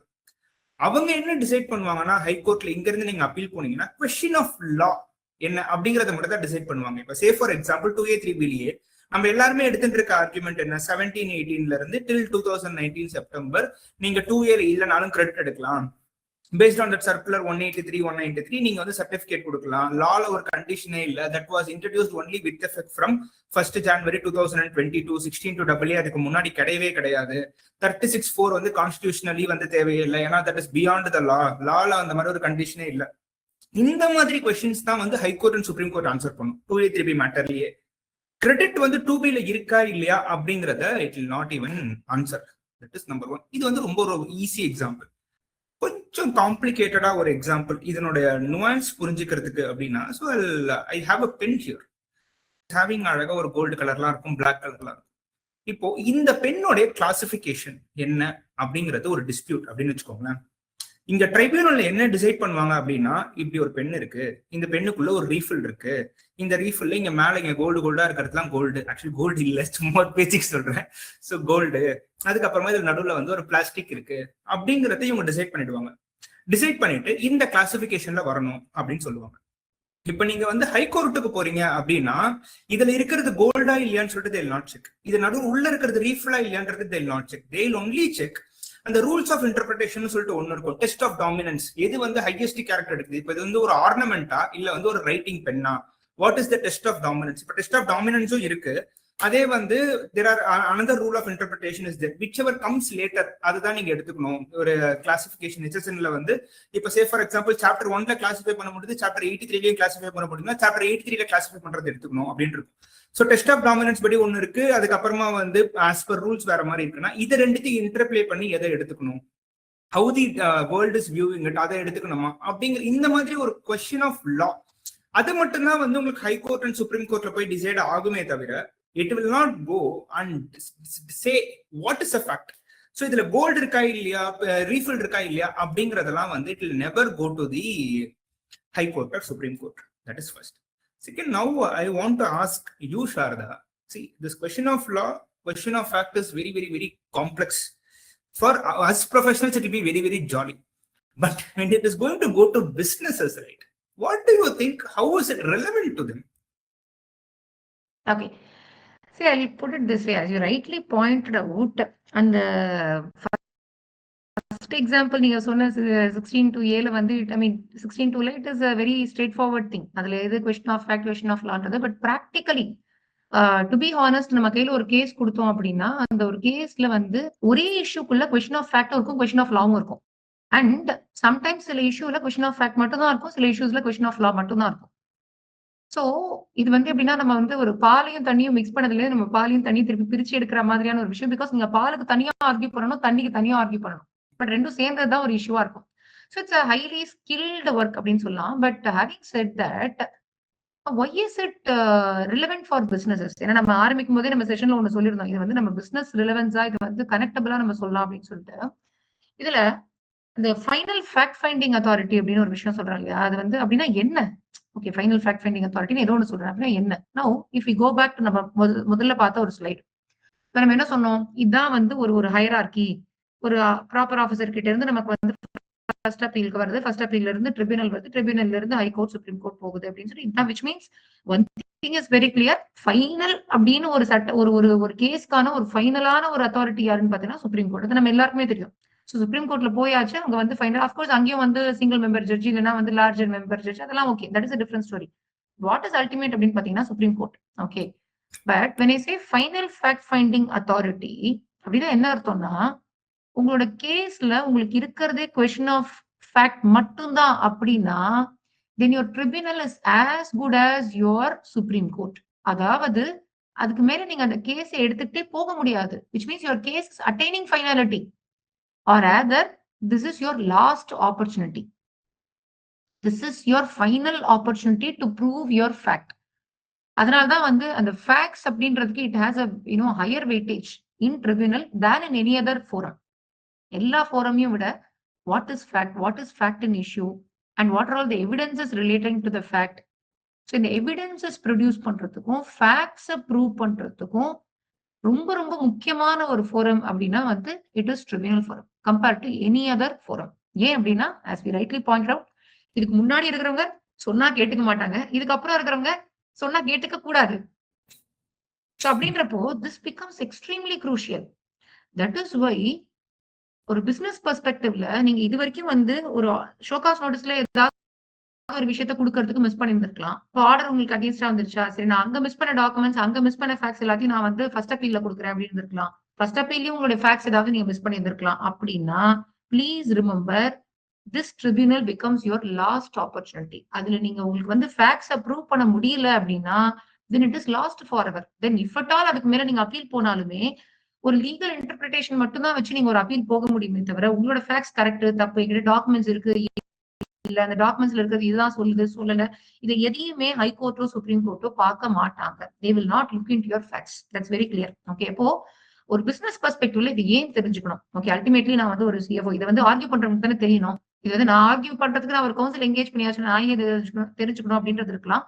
But why am I insisting this is don't take this forum lightly. Who is your arguing counsel, how you are engaging your arguing counsel, how much you are producing documents and evidences to them is a very, very, very important step in the tribunal. Because here, if you lose the case on facts, you have lost forever. அதனால please remember that you need to understand உங்களோட case என்னன்றது உங்களுக்கு understand ஆகணும். அந்த கேஸுக்கு தகுந்த மாதிரி you have to engage a right arguing counsel. ஒரு கரெக்டான ஒரு ப்ரொஃபஷனல் நீங்க என்கேஜ் பண்ணி ட்ரிபியூனல்ல ஆர்கியூ பண்றதுன்றது it is very very important as compared to any other forum. Because இங்க நீங்க என்ன ஃபேக்ட்ஸ்னு ப்ரூவ் பண்றீங்களோ தட் இஸ் ப்ரூவன் ஃபாரெவர். அதுக்கப்புறம் நீங்க போயிட்டு அந்த ஃபேக்ட்ஸை மாத்தவும் முடியாது. நான் இங்க மிஸ் பண்ணிட்டேன், அங்க என்னால கொடுக்க முடியல, அந்த டாக்குமெண்ட் நான் இங்க கொடுக்குறேன், நம்ம யூஸ்வலா பண்ணுவோம்ல, நான் வந்து முதல்ல கொடுக்கல, டைம் கொடுங்க, அதுக்கப்புறம் கொடுக்குறேன், அதுக்கப்புறம் இங்க நான் கொடுக்கறதுக்கு மிஸ் பண்ணிட்டேன், அதான் அங்க கொடுக்குறேன். இதெல்லாம் ட்ரிபியூனல்ல நடக்காது. This is once for all final. What you are proving here as a matter of fact is settled forever. அதனால from business perspective two things. One is please remember though we say அந்த ஒரு 5 steps இருக்கு அப்படின்னு சொன்னாலும் practically உங்களுடைய facts பொறுத்த வரைக்கும் this is first and this is final. இதுக்கு மேல you don't have opportunity. And second thing is you need to make sure that அது தகுந்த மாதிரி உங்களுடைய documentary evidences இருக்கட்டும் இல்லைன்னா உங்களுடைய facts இருக்கட்டும், how you frame your facts, how you frame your question. அந்த ஃபேக்டையே நீங்க எப்படி ஃப்ரேம் பண்றீங்க, டிஸ்பியூட்டட் ஃபேக்ட் என்ன இருக்கு, அன்டிஸ்பியூட்டட் ஃபேக்ட் என்ன இருக்கு, அதை நம்ம எப்படி வந்து கார்வ் அவுட் பண்றோம். இன்ஃபேக்ட் வந்து we used to say grounds of அப்பீலை விட ரொம்ப ரொம்ப முக்கியமான விஷயம் வந்து statement of facts. Statement of ஃபேக்ட்ஸையும் இஷ்யூஸ் இன்வால்வையும் எப்படி வந்து கொடுக்குறோம் அப்படின்றது that is very very important step. Statement of ஃபேக்ட்ஸ்லேயே பாதி கேஸ் முடிச்சிடலாம். whenever the issue revolves around question of fact, statement of facts கரெக்டா பிரசன்ட் பண்ணாலே வந்து the case will be in our favor. So அதனால how we carve out that undisputed fact இது எல்லாமே இம்பார்ட்டன்டான விஷயம். So again coming back to businesses or CFO, the important aspect is you should know to engage the right set of professionals because the question of fact is final at this stage. Okay, I think this is one important key takeaway, as far as the businesses are concerned. Okay, and I think with this the next aspect which I want to bring it is Karthikeyan. Okay, even before going to that, இதுல வந்து நம்ம இந்த ட்ரிபியூனலுடைய procedures பத்தி பேசுறோம் இல்லையா, அந்த ப்ரொசீஜர்ஸ்ல நமக்கு இருக்கக்கூடிய இம்பார்ட்டன்டான சில ப்ரொசீஜர்ஸ். ப்ரொசீஜர்னு சொல்றதை விட தீஸ் ஆர் ஆல் ஃபண்டமெண்டல். இது இல்ல அப்படின்னா உங்களோட கேஸே வந்து அட்மிட்டே ஆகாது. அது கேஸ் ஆர்கியூ பண்றது வேற. Okay, the case cannot even be admitted. அப்படின்னு என்ன அர்த்தம்? நீங்க வந்து அதுக்கப்புறமா என்ன ஆர்கியூ பண்றீங்க, என்ன பிரசன்ட் பண்றீங்க, என்ன கிரவுண்ட்ஸ் எடுக்கிறீங்க, அதெல்லாம் 2வது. பட் ஃபண்டமெண்டலா உங்களுக்கு ஒரு கேஸ் வந்து நிக்கணும் அப்படின்னா, ஒரு கேஸ first of all tribunal consider பண்ணணும் அப்படின்னா, அதுக்கு தேவையான 3 முக்கியமான விஷயங்கள். when, where, what. So I just want you to elaborate more on when the appeal should be filed, where it should be filed. ஏன்னா வேர்ன்றது ரொம்ப ரொம்ப முக்கியமான விஷயம். இது வரைக்கும் உங்களுக்கு வந்து அப்பீல் போகணும் அப்படின்னா ஃபர்ஸ்ட் லெவல் அப்பீல்ல வந்து உங்களோட ஆர்டருக்கு அகைன்ஸ்டா வந்து எங்க இருக்கோ அங்க மட்டும் நீங்க போனா போதும். இங்க வந்து பிரின்சிபல் பெஞ்ச் அண்ட் ஸ்டேட் பெஞ்ச்னு 2 இருக்கு. So we should be able to know where to file the appeal, when. And 3வது, what is the pre-deposit? Because if these 3 things goes wrong, it may even result in prima facie dismissal of the appeal itself. நீங்க எடுத்த efforts எல்லாமே வேஸ்ட்ன்ற மாதிரி ஆயிடும். So this I want you to explain more on these 3 lines. So when it comes to when an appeal should be filed அப்படிங்கறத முதல் question எடுத்துப்போம். அதுல வந்து எனக்கு தெரிஞ்சது எல்லாருமே இதுக்கு முன்னாடியே பதில் சொல்லிட்டாங்க. என்னன்னா, ஸோ 31st March of 2026 வந்த order in appeal, order in ஒரிஜினல்ல, ஆர்டர் இன் ஒரிஜினல் வந்து நம்ம ஒரு அப்பீல் போட்டு ஆர்டர் இன் அப்பீல் வந்திருக்கும், which will ideally be in APL 04. அந்த ஆர்டருக்கு அகெயின்ஸ்டா all the appeal has to be filed before 30th of June 2026 before GStat. So GStatக்குன்னு சொல்லிட்டு ஒரு தனி போர்ட்டல் இருக்கு. நம்ம ஜிஎஸ்டி போர்ட்டல்ல ஃபைல் பண்ணி, இது ஃபர்ஸ்ட் அப்பீல் வந்து ஜிஎஸ்டி போர்ட்டல்லே ஃபைல் பண்ணிடுவோம். இது GStatக்குன்னு தனியா ஒரு போர்ட்டல் இருக்கு. அந்த போர்ட்டல்ல ஆன்லைன் ஃபைலிங் ஃபர்ஸ்ட். நெக்ஸ்ட் வந்து இது வந்து 30th Juneக்கு முன்னாடி வந்த ஆர்டர்ஸ், 31st Marchக்கு முன்னாடி வந்த ஆர்டர்ஸ். ஆஃப்டர் 31st March வந்த ஆர்டர்ஸ் எல்லாத்துக்குமே எப்படி அப்படின்றத பாத்தீங்கன்னா, the first point is it should be filed within 3 months from the date of communication. நமக்கு முன்னாடி என்ன டைம் லிமிட் இருக்கோ அதே டைம் லிமிட் தான். Obviously communication, when it comes to your knowledge, I stop there considering paucity of time. There are multiple other things which has to also be seen as to what do you mean by communication of an order அப்படிங்கிறது that we will reserve for another session. Right. Now coming back, நம்ம ஒரு அரை மணி நேரம் பேசலாம். So that is a very good thing which can be spoken but which may not be heard rightly by the department or other people. So I think we'll as of now keep it aside and focus more on where should the appeal be filed, which is very interesting question when it comes to the GStat. இதுக்கு முன்னாடி நீங்க சொன்ன மாதிரி நீங்க order வரச்சேவே உங்களுக்கு என்ன ஆயிடும்னா, இந்த இடத்துல போயிட்டு அப்பீல் ஃபைல் பண்ணுங்க அப்படின்னு சொல்லிட்டு ஆர்டர்லயே ஒரு லைன் வந்துடும், கரெக்டா? பட் இங்க வந்து வரதுக்கு அப்புறமா என்ன ஆகும்னா, you will have 2 options and you have to decide before where this appeal should itself be filed. அது எப்படின்னா, இப்போ place of supply issue இருக்கு அப்படின்னா that should go to the principal bench. Place of supply issue இல்ல அப்படின்னா it should go to the state bench. இப்போ உங்களுக்கு வந்து 10 இஷ்யூ இருக்கு, 10 இஷ்யூல ஒரே ஒரு இஷ்யூ வந்து பிளேஸ் ஆஃப் சப்ளை இஷ்யூ. ஸோ அப்படி ஒரு இஷ்யூ பிளேஸ் ஆஃப் சப்ளை இஷ்யூனாலுமே கூட நீங்க வந்து ஸ்டேட் பெஞ்சுக்கு முன்னாடி ஃபைல் பண்ண முடியாது, நீங்க பிரின்சிபல் பெஞ்சில் தான் போயிட்டு அப்பீலே ஃபைல் பண்ற மாதிரி வரும். That is number 1. ஆனா இதுல பிளேஸ் ஆஃப் சப்ளை இஷ்யூ என்ன அப்படிங்கிறது கண்டுபிடிக்கிறதே இஸ் அ ட்ரிக்கி பாயிண்ட். இப்போ சே ஃபார் எக்ஸாம்பிள் உங்களுக்கு இம்போர்ட் ஆஃப் சர்வீசஸ் இருக்கு, okay, import of services or export of services, it is there. So place of supply should be in India அப்படின்னு சொல்லிட்டு இருக்கும். Import of services க்கு, export of services க்கு place of supply should be outside India அப்படின்னு சொல்லிட்டு இருக்கும். Import of service க்கு other conditions will also be there. இந்த மாதிரி export க்கு there will be other conditions as well. Import க்கும் other conditions இருக்கும். இப்ப நீங்க எதுல வந்து எந்த கண்டிஷன்ல இம்போர்ட் இருக்கா இல்லையா அப்படிங்கறத வந்து டிஸ்பியூட் பண்றீங்கன்றது is very very important point. ஜென்ரலா இந்த இம்போர்ட்ல வந்து ஆர்சிஎம்ல பே பண்ணணுமா வேணாமா அப்படிங்கறது நமக்கு மேஜர் கொஸ்டினா இருக்கும். ஸோ இப்போ இதே வந்து location of the supplier is outside India, location of the recipient is in India, place of supply is in India. இந்த 3 கண்டிஷன் சாட்டிஸ்ஃபை ஆச்சுன்னா it will be import of service. Ippo import of சர்வீஸ்லயே வந்து location of the supplier outside India இல்ல, it is in India only அப்படின்னு சொல்லிட்டு நம்ம prove பண்ணி அந்த பேஸ் பண்ணி நம்ம வந்து இது இம்போர்ட் ஆஃப் சர்வீஸ் இல்ல அப்படின்னு சொல்றோம்னா that should go to state bench. இல்ல இது பிளேஸ் ஆஃப் சப்ளையே இந்தியால இல்ல place of supply is outside India by virtue of provisions of section 13 that should go to principal bench. This is one important nuance when it comes to place of. Other than that, majority of the cases just verum 2A3B. All other cases it will just go to the state bench. Place of supply irukana it will go to the principal bench. That is primarily because in the state bench la வந்து state member னு ஒருத்தர் இருக்காங்க and நமக்கே தெரியும் multiple officers வந்து எனக்கு SGST மட்டும் டாக்ஸ்ல கட்டிடு கேஷ்ல கட்டுங்க அப்படின்னு சொல்லுவாங்க. அண்ட் தேல் பி மோர், நீங்க இன்ட்ரஸ்டேட் சப்ளை எதை சொன்னாலும் இன்ட்ராஸ்டேட் தான், அது இன்ட்ரெஸ்டேட் அதே நகி நகி அப்படின்னு சொல்லிட்டு there will be a fun which will be happening. So just to overcome that, அந்த bias இருக்கக்கூடாதுன்றதுனால all place of supply it is going to the principal bench and it is not going to the state benches. That is second. But I think we have chosen the good example, Karthikeyan. Sorry to interrupt. Good example, because normally நம்ம அந்த RCM பார்க்கும்போது எல்லாருக்கும் மைண்ட்ல இருக்கிறது என்னன்னா, அது place of supply இஷ்யூனே தோணாது. RCM issue அப்படின்னு நினைப்போம். It's not RCM issue, it is place of supply issue. அங்கதான் வந்து அந்த rightly understanding what exactly is the issue and then choosing the right forum that comes into the picture. Because தப்பா மாத்தி நம்ம வந்து principal பெஞ்ச்ல பண்ண வேண்டியதை வந்து ஸ்டேட் பெஞ்ச்ல பண்ணிட்டோம் அப்படின்னா, I mean, we do not know how the bench is going to look at it. Maybe கொஞ்சம் லிபரலா இது அங்கேயே நாங்க டிரான்ஸ்ஃபர் பண்ணி விட்டா ஓகே, இல்ல நீங்க தப்பான இடத்துல ஃபைல் பண்ணீங்கன்னு சொல்லி டிஸ்மிஸே பண்ணிட்டாங்கன்னா then it's also a problem. So I think that is something businesses also should be careful about. That's a good example. Yes, you can proceed. Definitely. Next உங்களோட மூணாவது क्वेश्चन என்னவா இருந்துச்சுன்னா ப்ரீ டெபாசிட் என்ன பே பண்ணனும் அப்படின்னு சொல்லிட்டு தான் உங்களுடைய தேர்ட் இஷ்யூ இருந்துச்சு. சோ இந்த ப்ரீ டெபாசிட்க்கு I want to take an example. So இப்போ என்ன ஆயிருக்குன்னா OEO-ல வந்து 10 crores of demand has been confirmed, order in original first adjudicating authority. அப்போ நான் வந்து 10 crores-க்கு 10% 1 crore கட்டிட்டு அப்பீல் போயிட்டேன். Appellate officer என்ன பண்ணாரு, he has reduced the demand from 10 crores to 1 crore. Okay. Now the question is, what should be the pre-deposit? First, எவ்வளவு pre-deposit கட்டணும்னா 10% of amount in dispute. இதுதான் pre-deposit நீங்க கட்ட வேண்டியது. அப்பீல் போறதுக்கு முன்னாடி ரெண்டு அமௌண்ட் கட்டணும். ஒன்னு டிஸ்பியூட் பண்றதுக்கு 10%, டிஸ்பியூட் பண்ணாம agri பண்றதோட 100%. This has to be paid. Now coming to our specific example, what is the amount which should be paid அப்படிங்கிற ஒரு question வரும். அதுல வந்து ஒரு ரெண்டு interpretations are possible அப்படிங்கிறது let us keep it aside. But more than that, one major thing is, can it be paid in credit அப்படின்ற ஒரு question from first இருந்துட்டே இருக்கு.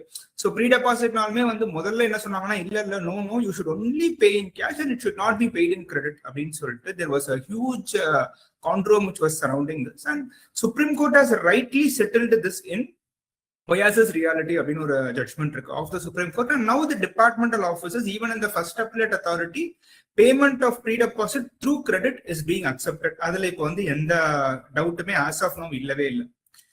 நெக்ஸ்ட் வந்து இப்போ ஒரு அமௌண்ட் ப்ரொடெஸ்ட்ல பே பண்ணிருக்கோம் அப்படின்னா அந்த ப்ரொடெஸ்ட் பேமெண்ட்டுக்கு திரும்ப ப்ரீ டெபாசிட் கட்ட வேண்டாம். சே ஃபார் எக்ஸாம்பிள் இப்போ 100% ஆஃப் டாக்ஸ் டிமாண்ட் இருக்கு, அது வந்து நான் இன்ட்ரெஸ்ட் அவாய்ட் பண்ணணும் அப்படின்றதுனால நான் மொத்தமே DRC-03 போட்டு கட்டிட்டேன். Or during the course of investigation, எனக்கு ஏதோ ஒரு இது வந்துச்சு, ப்ரெஷர்ல வந்து they made me to pay certain amount அப்படின்னா அந்த எல்லா அமௌண்ட்டுமே இதுக்கு அகெயின்ஸ்டா it can be settled off. So that is where it stands. And now coming back to our specific example as to OAO 10 crores, OAA 1 crore. Now Sharda, I am asking this question to you. What do you think is the pre-deposit which has to be paid? Because the act uses the word 10% of additional ஒரு word இருக்கு. அப்படின்னு இருக்கிறச்சு இப்போ இது already நான் 1 கோடி கட்டிட்டேன். இப்போ இதுக்கு வந்து ஃபர்ஸ்ட் 10 செகண்ட் 10 அப்படின்னு பாத்தீங்கன்னா இப்போ 1 கோடிக்கு டோட்டலா 20 lakhs கட்டினா போதும். ஆல்ரெடி நான் 1 crore கட்டி வச்சிருக்கேன். சோ எனக்கு இதுவே போதுமா இல்ல வேற எதனா கட்டணுமா? That is one. Second, what other problems are you seeing in this pre-depositல இருக்கிற ப்ராப்ளம்ஸ் என்ன நீங்க பாக்குறீங்க? I got your question. See, pre-deposit வந்து it's a very general matter. I mean, எந்த கேஸா இருந்தாலுமே சரி, எந்த ட்ரிபியூனல் மேட்டரா இருந்தாலும் சரி, pre-deposit becomes a fundamental requirement. First thing, நிறைய பேர் வந்து ஒரு லிட்டிகேஷன் இருக்கும்போது கேட்கிற ஒரு கேள்வி, pre-deposit அவாய்ட் பண்ணலாமா, கோர்ட் போனா அவாய்ட் பண்ண முடியுமா? So please understand, pre-deposit cannot be avoided. pre-deposit கட்டாம ஒரு கேஸ அட்மிட் பண்றதுக்கு ட்ரிபியூனல்கே பவர் இருக்குமா அப்படின்றதே it is a question mark. First level appellate authority is very clear. They cannot even accept. First level appellate authority பொறுத்த வரைக்கும் pre-deposit இல்லைன்னா அதை வந்து அவங்க கன்சிடர் பண்றதுக்கு கூட அவங்களுக்கு பவர் கிடையாது. But whether tribunal is having the power or not is a separate, it's a deep area to deal upon. But court can have some power. Court has extraordinary power. That's a different story. So please understand, pre-deposit இல்லாம ஒரு கேஸ ட்ரிபியூனலுக்கு எடுத்துட்டு போறதுன்றது it is not doable. But the second thing is, what is the quantum of pre-deposit அப்படின்னா வந்து it is already you paid 10%. Now you have to pay additional 10%. But unfortunately வந்து நமக்கு சட்டத்துல எப்படி இருக்காதுன்னா வந்து டோட்டல் வேல்யூல 20% நீங்க கட்டிருக்கணும் அப்படின்னு இருக்காது. அடிஷனல் 10 அப்படின்னு இருக்கும். ஸோ இந்த அடிஷனல் 10 அப்படின்றது வந்து ஃபார் எக்ஸாம்பிள் லெட்ஸ் சே நான் ஆல்ரெடி கட்டினதே 50% கட்டிட்டேன். அப்ப நான் இப்ப இன்னொரு தடவை அடிஷனல் 10 கட்டணுமா அப்படின்னா In my view, it is not required because the additional 10 is already paid over and above what is the original 10 that is payable. Second thing, as you rightly pointed out, already I paid. அப்ப நான் already payment பண்ணதை இப்ப நான் calculate பண்ணி பார்க்கும் பொழுது whatever that I have paid as 10%, that itself is exceeding what is 10% of current demand. இப்ப எனக்கு ரெடியூஸ்டு டிமாண்ட் வந்துருது. ஸோ இந்த ரெடியூஸ்டு டிமாண்ட்ல நான் 10% ஆர் 20% rather 10+10 போட்டேன்னா நான் ஏற்கனவே கட்டின அந்த 10% விட வந்து இது அதிகமா தான், ஐ மீன் இது அதை விட இது கம்மியா தான் இருக்கு. ஸோ நான் அப்படின்னா ஆல்ரெடி கட்டிட்டேன்ல அப்படின்னா இது 2 கேள்வி. இன்ஃபேக்ட் நம்ம கேட்கறது வந்து முதல் கேள்வி அப்படின்னா இன்னொன்னு கட்டணுமா அப்படின்றது. பிசினஸ் சைட்ல இருந்து வரக்கூடிய கேள்வி அப்படின்னா நான் ஏற்கனவே கட்டினது நீங்க எக்ஸ்ட்ரான்னு சொல்றீங்களா அப்படின்னா இப்ப நான் ரீஃபண்ட் வாங்கிக்கலாமா? ஆல்ரெடி நான் கட்டினதே 10% வந்து நான் I have paid on 10 crore. நான் வந்து 10% அப்படின்னு போட்டுட்டு நான் வந்து 10 lakhs பேமெண்ட் பண்ணிட்டேன். எனக்கு வரதே 10 lakhs தான் அப்படின்னா ஹவு மச் ஷுட் ஐ பே? அப்ப நான் ஏற்கனவே கட்டினது எக்ஸ்ட்ரானா கேன் ஐ கெட் ரீஃபண்ட் அப்படின்னா for all legal purpose you are eligible to get refund. But do you get a refund is something that we have to test practically. Okay, because ஒரு கேஸ்க்கு வந்து minimum pre deposit இவ்வளவு கட்டணும் இருக்கு அப்படின்னு இருக்கே தவிர இவ்வளவுதான் ப்ரீ டெபாசிட் கட்டணும்னு இல்லை. விச் மீன்ஸ் வாட், பிராக்டிகலி நீங்க வந்து பேமெண்ட் அண்டர் ப்ரொடெஸ்ட் அப்படின்ற மாதிரி ஈவன் 100% கூட கட்டிட்டு கூட நீங்க you can go for appeal. அப்படின்றப்போ whether this incremental pre deposit is adequate enough அப்படின்றது it is a matter that needs that has its own gray area. Okay, but in my view, in my individual view, as long as you have already paid whatever that you have paid is adequate enough. இன்னைக்கு தேதியில எனக்கு first appellate அத்தாரிட்டியோட ஆர்டர்ல இருந்து நான் வந்து இப்போ tribunal போறேன். இப்ப எனக்கு இருக்கக்கூடிய கையில இருக்கிற டிமாண்டுக்கு 20% நான் ஏற்கனவே கட்டிட்டேன் அப்படின்னா இதுக்கு மேல நான் கட்ட வேண்டாம் அப்படின்றது it is my view. But having set that we are expecting that the tribunal will also take the same view. But how the department will counter argue on these things, whether they will bring it as an argument அப்படின்றதுலாம் அப்ப அவங்களோட point of view என்ன இருக்கும்? இல்ல இல்ல நீங்க already கட்டினது நீங்க வேணா ரீஃபண்ட் எடுத்துருக்கணும். அந்த ரீஃபண்ட் நீங்க இங்க வந்து கேட்காதீங்க, அதை போய் டிபார்ட்மெண்ட்ல கேட்டுக்கோங்க. இங்க அடிஷனலா 10% கட்டிருக்கணும், அப்பதான் நான் அக்செப்ட் பண்ணுவேன் அப்படின்ற மாதிரியான ஒரு arguments departments will come up with their own new arguments. So that is something that we have to live with. But இதுல இன்னொரு மேட்டர் என்னன்னா, அன்பார்ச்சுனேட்லி ஜிஎஸ்டில நம்ம வந்துட்டு ஒன் நேஷன் ஒன் டாக்ஸ் அப்படின்னா என்னதான் சொன்னாலும் end of the day it is having 3 taxes. Of course, if Pondicherry members are there, it is having 4 taxes ன்னு சொன்னோம். But of course Pondicherry 2. Okay, but having said that, end of the day எங்க போனாலும் 3 கரெக்டா? So 3 taxes are there: CGST, SGST and IGST. Wherever it is SGST, it is SGST or UTGST. Okay, so liability gets bifurcated into these 3 buckets. அப்ப நான் ஏற்கனவே கட்டினது ஒரு எக்ஸாம்பிளுக்கு நம்ம எடுத்துப்போமே, எனக்கு வந்து ஐஜிஎஸ்டில 10 lakhs இருக்கு, அது தவிர சிஜிஎஸ்டி எஸ்ஜிஎஸ்டி ரெண்டுலயும் 10 lakhs ஈச் இருக்கு. ஓகே, இதுதான் எனக்கு ஃபர்ஸ்ட் லெவல் அப்பீல் போகும்போது இருக்கு. ஸோ 3த்துலயும் 10+10+10 அப்படின்னு இருக்கு. இப்ப இதுக்கு எனக்கு ஃபர்ஸ்ட் லெவல் அப்பீல்ல போயிட்டு எனக்கு சிஜிஎஸ்டி எஸ்ஜிஎஸ்டில கேஸ் க்ளோஸ் ஆயாச்சு. It is in my favour. I have completed the matter 20 lakhsக்கு. Okay, but what is left for me is IGST demand அவங்க கன்ஃபார்ம் தான் பண்ணி போட்டிருக்காங்க. இப்ப நான் இந்த ஐஜிஎஸ்டி டிமாண்டுக்கு மட்டும் தான் நான் இப்ப வந்து அப்பீல் போறேன் ட்ரிபியூனலுக்கு. அப்போ எனக்கு சிஜிஎஸ்டி எஸ்ஜிஎஸ்டில நான் ஏற்கனவே கட்டின ப்ரீ டெபாசிட்டை நான் இங்க அட்ஜஸ்ட் பண்ணிக்கலாமா அப்படின்னா mostly department will not accept that. But of course இதை அக்செப்ட் பண்ணிக்கலாம்னு சொல்றதுக்கு நம்ம சில ஆர்குமெண்ட்ஸ் எல்லாம் பிளேஸ் பண்ணலாம். Because there are a lot of judgments from the high courts to say that this credit can be offset against this liability can be offset. and நமக்கு ஆஃப்செட்டிங் ப்ரொவிஷனே தெரியும். எஸ்ஜிஎஸ்டிக்கும் சிஜிஎஸ்டிக்கும் தான் ஆஃப்செட் பண்ண முடியாதே தவிர ஐஜிஎஸ்டிக்கும் சிஜிஎஸ்டி எஸ்ஜிஎஸ்டிக்கும் ஆஃப்செட் பண்ண முடியும். இந்த மாதிரி சில ஆர்குமெண்ட்ஸ் எல்லாம் வந்து we can try to put forth. But having said that, department may still take a position that no CGST SGST நீங்க கட்டினது நீங்க வின் பண்ணிட்டீங்க அப்படின்னா அதை நீங்க தனியா ரீஃபண்ட் எடுத்துக்கோங்க, அது உங்க பிரச்சனை, கட்டின ப்ரீ டெபாசிட். பட் இங்க ஐஜிஎஸ்டிக்கு நீங்க இன்கிரிமெண்டல் 10% அடிஷனலா நீங்க கட்டிதான் ஆகணும். கட்டாம நீங்க அப்பீலுக்கு வந்தீங்கன்னா the case itself warrants dismissal அப்படின்ற மாதிரியான ஒரு argument department may also take. Okay, and obviously அடுத்த கேள்வி என்ன வரும், நமக்கு வந்து கட்டின ப்ரீ டெபாசிட் எனக்கு வந்து ரீஃபண்ட் கிடைக்குமா? ரீஃபண்ட் கிடைச்சதுன்னா அதுல எனக்கு இன்ட்ரெஸ்ட் கிடைக்குமா? இன்ட்ரெஸ்டுக்கான ஒரு provision is available in the law at the rate of 6%. நீங்க கட்ட வேண்டிய இன்ட்ரெஸ்ட்னா தான் 18%. அவங்க கொடுக்க வேண்டிய இன்ட்ரெஸ்ட் அப்படின்னா வந்து it is only 6%. Okay, but the bottom line what I'm trying to say is that pre deposit 10% அப்படின்றது it looks like a simple statement, but it is a very very very crucial way to calculate. And in fact இதுல இன்னும் ஒரு சில challenges என்ன இருக்கு அப்படின்னா, இப்பதான் வந்து அடிஷனல் 10% கொண்டு வந்திருக்காங்க.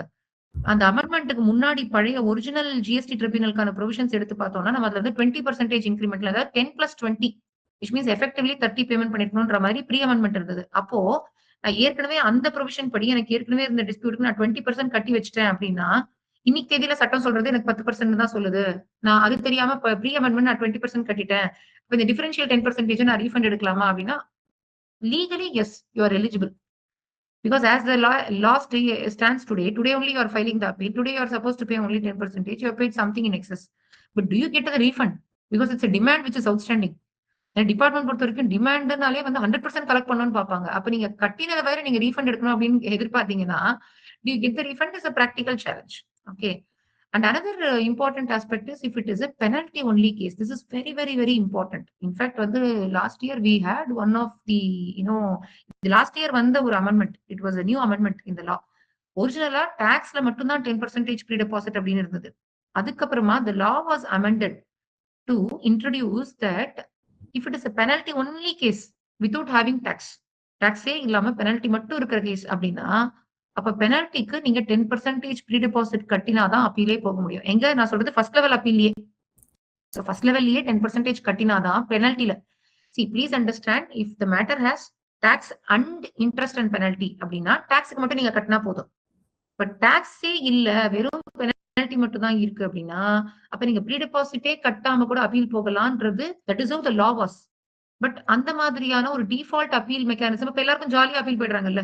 சோ அதை வந்து பிரிவென்ட் பண்ணணும் அப்படின்றதுக்காக அங்க ஒரு பீனல் அங்க ஒரு சிவில் கான்சிக்வன்ஸ் வரணும் அப்படின்றதுக்காக தான், அந்த சிவில் ரெஸ்பான்சிபிலிட்டி இருக்கணும், கமிட்மெண்ட் இருக்கணும் அப்படின்றதுக்காக தான் கிரியேட் பண்ணது இந்த 10% pre deposit is required if it is a penalty only case அப்படின்றது. இது வந்து ஃபர்ஸ்ட் லெவல் அப்பீல்லே. சோ ஆப்வியஸ்லி இப்போ ட்ரிபியூனல் வரும்போது என்ன, அந்த 10 பிளஸ் இந்த 10 சேர்த்து நீங்க 20 கட்டணும் பெனால்டிக்கு அப்படின்றது இருக்கு. The question here is, suppose உங்களோட கேஸே வந்து அந்த அமெண்ட்மெண்ட்டுக்கு முன்னாடி வந்திருந்தா, if the first level appeal was filed before the amendment, அந்த ஸ்டேஜ்ல நீங்க 10% கட்டிருக்கவே மாட்டீங்க, கட்டாமலேயே அப்பீல் போயிருப்பீங்க. அப்போ நீங்க இப்ப வரும்பொழுது இன்கிரிமெண்டல் 10 மட்டும் கட்டினா போதுமா, இல்ல அங்கேயே பேயபிளா இருக்கிற 10%யும் பேமெண்ட் பண்ணிட்டு இப்போ ஒரு அடிஷனல் 10% பேமெண்ட் பண்ணணுமா அப்படின்னா, in my view இந்த 10% மட்டும் கட்டினா போதும். பட் இதுதான் டிபார்ட்மெண்டோட வியூவும் இருக்குமா அப்படின்னா it is a question mark. Because அந்த ப்ரொவிசோல் நம்ம படிச்சோம்னா தெரியும், அதுல என்ன இருக்கும் அப்படின்னா, அந்த 10% of the set penalty in addition to the amount payable under the proviso to 1076 அப்படின்னு இருக்கும். ஓகே, அப்போ அந்த பேயபிள்ன்றத இன்னைக்கு தேதியில என்ன பேயபிள் இருக்கு அப்படின்னு நான் போய் படிக்கணுமா, இல்ல இன்னைக்கு தேதியில இங்க இருக்கிற பேயபிள தான் நான் கட்டணும், அந்த பேயபிள் நான் அன்னைக்கு தேதியில படிச்சுட்டேன், ஆல்ரெடி நான் வந்து என்னோட ஃபர்ஸ்ட் அப்பீல்ல நான் அப்ப படிச்சேன், அப்ப எனக்கு பெனல்டி கட்டணும்னு நெசசிட்டி இல்ல, அப்ப நான் 10% மட்டும் கட்டினா போதுமா அப்படின்னா, department may take a different view, we will have a different thing. But point here is important point. உங்களோட கேஸுக்கு டிஃப்ரெண்ட் வியூ இருக்கு, டிஃப்ரெண்ட் டிஸ்பியூட் பண்றீங்க அப்படின்னா அது வேற விஷயம். ப்ரீ டெபாசிட்டுக்கே நிறைய சேலஞ்சஸ் இருக்கு. But pre deposit challenges are extremely important, extremely tricky. இது ஏன் வந்து இந்த இடத்துல நம்ம இந்த ஃபோரம்ல சொல்றோம் அப்படின்னா, ப்ரீ டெபாசிட் கரெக்டா மீட் ஆகல அப்படின்னா tribunal has the power to even dismiss the case without even getting into the merits, without even hearing the matter. அதனால please be extremely careful. 10%ன்றது கண்ண மூடிட்டு என்னமோ ஒண்ணு போட்டு கட்டக்கூடாது. அந்த 10% அப்படின்றதையே கரெக்டா கேர்ஃபுல்லா செக் பண்ணி தான் கட்டணும். So from that stage you need to make sure that you are taking proper professional advice. One size shoe does not fit for all. So அதனால case to case these kind of matters could differ. Completely it has to be analyzed from the case perspective. So please take extra care and attention when it comes to what is pre-deposit. I think we had pretty lengthy discussions on these lines, but I want to pass it back to you, Karthikeyan. இப்போ tribunal procedures நம்ம எடுத்தோம்னா ஏகப்பட்ட procedures. In fact வந்து ட்ரிபியூனல்ல practice பண்ணோம்னா first தெரிஞ்சிருக்க வேண்டியது procedures தான். Case கூட அப்புறம் தான். First procedures we have to know because so much of நம்ம என்ன கலர் ட்ரெஸ் போடணும்ன்றதுல இருந்து வந்து procedures are there. Okay, so எங்க யார்கிட்ட ரெஜிஸ்ட்ரார் என்ன பண்ணணும், அதுக்கப்புறம் it's a big lengthy matter of procedure. பட் practically வந்து it is not required or not possible to cover all these procedures with this short amount of time. It will be sometimes boring also, except for people who are actually like us, who are practicing in the forum. It could even be felt boring. But from business perspective, from accountants perspective, from practitioners perspective, முக்கியமா தெரிஞ்சுக்க வேண்டிய top few important procedures in that. I want to, I want you to end with this important note because we are, nearing the time. Okay. And Sharda. So Sharda, when we speak about very important things, அப்படின்னா நான் ஒரு 6 curate பண்ணியிருக்கேன். I think time wise நான் ஒரு 5 cover பண்ணுவேன் அப்படின்னு நினைக்கிறேன். To be very honest, 1 minute 1 minute. So first வந்து ஃபீஸ் ஃபார் ஃபைலிங். இது வரைக்குமே வந்து நம்ம ப்ரீ டெபாசிட் மட்டும் தான் கட்டிருப்போம். இந்த ஃபைலிங் ஃபீ அப்படிங்கிற ஒன்றத்தை வந்து till now we would have not paid. So இதுக்கப்புறமா வந்து based on whatever is the demand, there is a fee which has to be paid for filing the appeal before the GSTAT. அது வந்து ஒரு 25,000 rupees வரைக்கும். There is a filing fee itself which has to be paid to the tribunal for the matter to be heard and disposed of. That is number 1. Next is who can cause appearance. So இந்த who can cause appearance வந்து obviously எல்லாருக்குமே தெரியும். First வந்து chartered accountants can cause appearance and they will be the best persons in the tribunal, considering the nature of matters which is going to go to the tribunal, primarily because அதுல அந்த ஒரு factual நியூவான்ஸும் தெரியணும், financial ஹிட்டும் தெரியணும், லாவும் தெரியணும். அப்படி ஒரு கலந்த கலவையா இருந்தாதான் ட்ரைபியூனல் முன்னாடி போக முடியும், considering this is a final fact finding authority. So without doubts, the persons who know the business better will always be chartered accountants, and the department has also agreed to that, and the first right was given to chartered accountants. Adhe mari cost accountants, company secretaries, they should be practicing. Obviously they cannot be an employee. Whomever is holding COP, they only can cause an appearance if it is before the tribunal. That is number 1. Next, advocates can go, then their employees can go, relatives can go, but adukapparama வந்து GST practitioners can also go. But one thing which has to be seen here is considering the intensity of the forum and the way it is. இதுக்கு முன்னாடி கேசஸ்லயுமே வந்து நம்ம இந்த CSTAT-ஓ இல்ல income tax appellate ட்ரிபியூனலோ இதுல எல்லாருமே இந்த சப்ஜெக்ட் மேட்டர் along with அந்த ஒரு business understanding the persons are the people who are actually flourishing in this industry. So they'll be the best persons to cause appearance, and obviously but the law has given power even to the other people.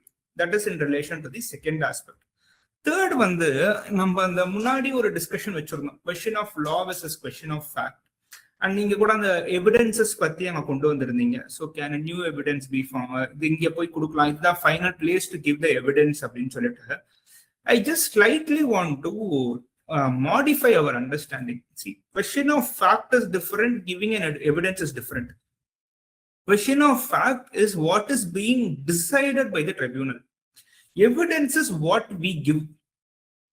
So இந்த இடத்துல போயிட்டு அடிஷனலா evidence கொடுக்க முடியுமா அப்படின்னு கேட்டீங்கன்னா, to be very honest, without the leave of the tribunal you cannot go and give an evidence newly to the tribunal.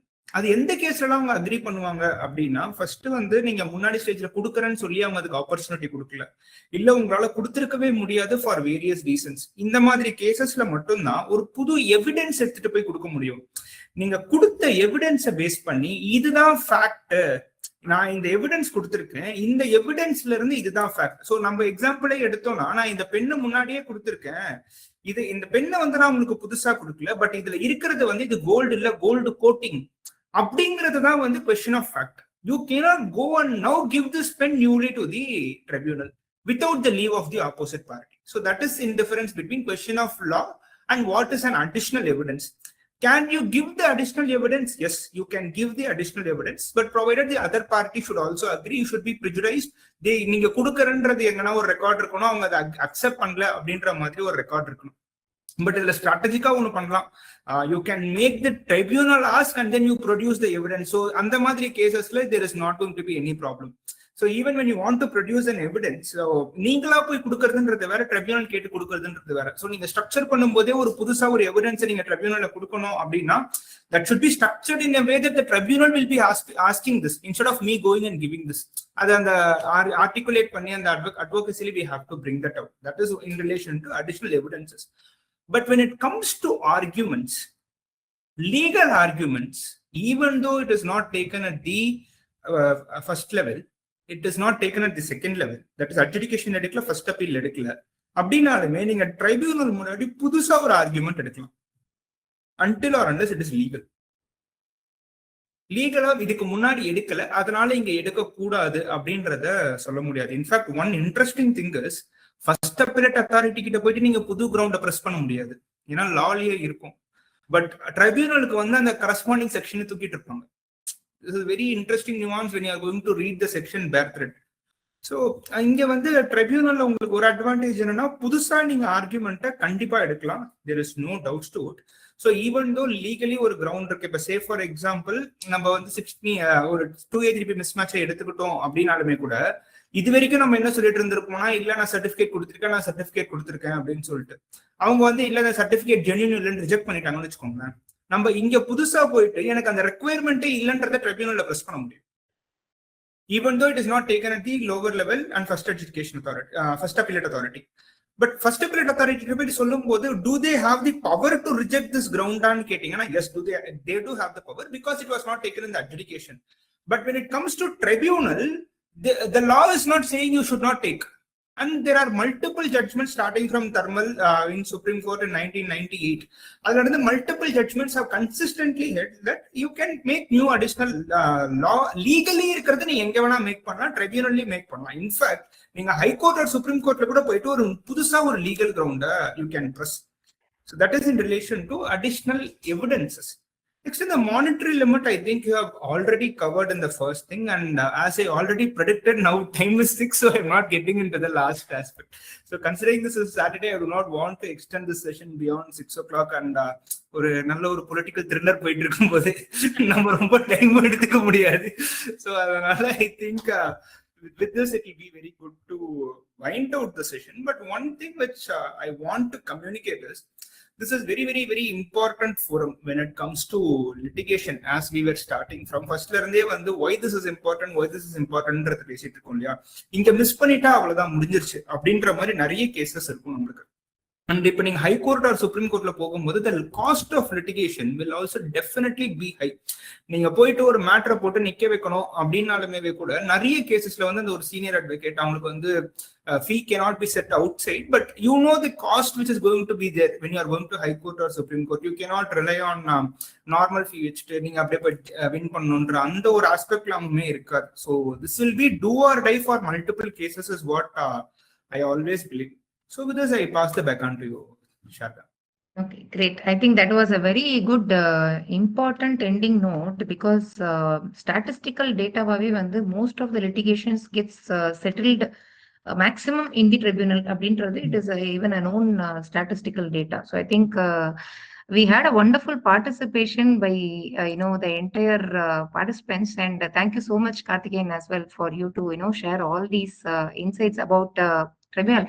And time and again எங்களுக்கு கிடைக்கிற ஒரு நல்ல ஒரு ஃபீட்பேக் என்ன அப்படின்னா வந்துட்டு the way we present the webinar is much easy to understand, much practical for businesses to connect with அப்படின்ற அந்த ஒரு விஷயம். So we'll make sure that we are sticking to this aspect. And another thing is that before I close, I just want to remind all the participants, please, and the feedback form ஒன்னு இருக்கு. Okay, தயவு செய்து அந்த feedback form fill up பண்ணுங்க because இது வரைக்கும் எல்லாருமே அந்த feedback form fill up பண்ணிருக்கீங்க, and that has been really encouraging. Not only encouraging, you're also getting a lot of insights and inputs on what is the kind of sessions that you are looking forward for. So in the 4 sessions in the webinar series வந்து எந்த அளவுக்கு வந்து உங்களுக்கு ஹெல்ப்ஃபுல்லா இருந்ததோ அதே மாதிரி we also want to come up with more sessions in the future. So அதுக்கு என்ன மாதிரியான செஷன்ஸ், என்ன லாங்குவேஜ், of course இந்த தமிழ்ன்ற லாங்குவேஜே கம்ஃபர்டபுளா இருக்கா, and what is the preferred timing, weekdays or weekends? ஏன்னா அது மட்டும் எங்களுக்கு எப்பவுமே ஒரு 50-50 தான் வருது, weekdays weekend மட்டும்.